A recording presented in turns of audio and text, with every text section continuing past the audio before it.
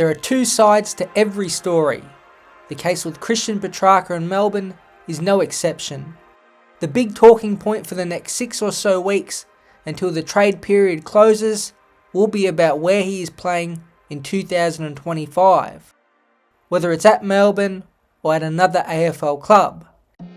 But in the grand scheme of things, this is a pivotal juncture in AFL player movement. Sure, this situation is unique on its own, but it's also other smaller stories around it that may see the game change. Maybe for the better, or maybe for the worse. But let's assess the Petracca situation as it lies and the possibilities for both parties. It was reported by Sam McClure that on the Saturday post round 24, Petracca, senior players and leaders at the club, including Max Gawn, Jack Viney and Tom Sparrow, spoke about the club's future. The anonymous insiders revealed players were no clearer on whether Petracca wanted to leave, although there were handshakes and hugs at the end of the meeting. Roughly 48 hours later at exit meetings, Petracca told the club that he would prefer to play for another team in 2025, despite having 5 years left on his current contract. This hasn't changed at the time of making this, and the main issues Petracca have with Melbourne have now become clear through the media. In summary, he felt like the club didn't contact or care for him enough while he was incredibly ill in ICU and hospital. He didn't like the way the club handled the Clayton Oliver situation and other issues relating to Melbourne's favourite word, culture. He wants to play for a big Melbourne club in front of big crowds, which in turn will help him expand his personal brand, and he isn't happy with the club's recent form and inability to win a final. What percentage each of these factors make up in his overall unhappiness at the club is unknown. Throughout this period of time, leaks have revealed some Melbourne players were unhappy with Petracca, who went to Noosa for a couple weeks while the club was in finals contention. They felt like Petracca wasn't supporting them while the season was still alive. President Kate Roffey, who was on SEN, defended the club's process when Petracca was in ICU, noting that through her own personal experience, you can't physically be present and supportive. And some media personalities and football fans don't like the idea that Petracca is using his brand and want to play for a big club as a reason to leave. Right now, these are pretty much the two sides of the story. You can believe whatever you want, and via the poll on the channel, most of you seem to be on Petracca's side or feel neutral.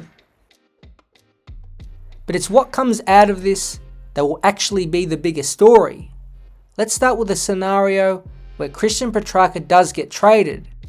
If he goes to Carlton or Collingwood, which are the only viable two big clubs he would head to, it pretty much means the end of contracts is near and that player control is in full effect. Petracca signed on to be a Demon for life, which was his choice, and he knew the consequences. The reality that he could effectively break his contract and demand a trade to the exact club of his choice and have that happen is scary as a fan. Now I know his circumstances are incredibly unique, but what's stopping your club staff from doing the same thing and heading to a new club that they get to pick? People have detailed a hypothetical Harry Mackay deal if he was to head to Carlton, but what if he chooses to go to Collingwood, the team he supported as a youngster? What's stopping Petracca cutting all ties to Melbourne and informing them he will not show up and play for them in 2025? Sure, he will get fined by Melbourne and have repercussions in some form, but you can't tell me Melbourne at that point wouldn't just trade him to at least get something. It means Collingwood might only give up a player and a future first round pick, nowhere near the accurate value of Petracca's worth. I can't remember in my time a player doing this, and maybe Petracca would be the first ever to essentially quit a club while contracted. The thing is, Melbourne don't win either way. In this scenario, they would still lose Petracca for nothing by him walking away, and if they trade him to a club of his choice, they're going to get unders. You may not think this is realistic, but John Ralph on the midweek tackle did report Petracca will, quote, "watch the world burn to get out." It's a football game of chicken, but one side in Melbourne can't win either way. If they could trade Petracca to any AFL club, it would ease the blow, as Melbourne would therefore be in control and get a much fairer deal. But right now this isn't the case in our current AFL system, where players need consent to be traded. Throw in Shai Bolton, Daniel Rioli, Tom Barrass, John Noble, Alex Neil-Bullen, and possibly Dan Houston and Keziah Pickett as other players who are contracted until at least 2026 to request trades away from their clubs. Now the Richmond boys and Barrass are a bit different due to their clubs rebuilding, but the shock reaction from Collingwood about Noble's request tells us everything. Players are beginning to gain confidence in requesting trades while contracted, as 90% of the time clubs go through with it. If you pout and complain enough like Jason Horne-Francis did at North Melbourne, you will get to the destination you want, as clubs hate any distraction, talk of disharmony and fracturing. All these things relate perfectly to Christian Petracca, who is the big focal point in the trading landscape. That's why it's so fascinating the direction both parties go and how offensive they get in a PR sense. Both sides will feed the media bad portrayals of each other in order to try and get their way. Can Melbourne turn around Petracca and get him back on board? Right now you would have to say no. That doesn't mean they won't hold him to his current deal, however. If they do, will Petracca just not play in 2025? Or will he file a grievance with the AFLPA and try to force a trade? I'm not sure how that will work if they don't move him before the conclusion of the trade period.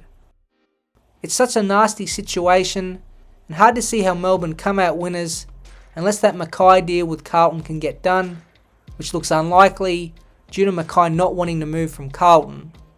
All the Ds can do right now is try to fix what they can control and pray that their best player comes back fully motivated and invested. As big as the Jason Horne-Francis trade story was, this is a whole new level above. This is a club superstar who might do everything he can to move to the club he wants. There is no doubt that if it happens and Melbourne gets robbed of a good deal and lose a superstar, it will scare the rest of the AFL clubs.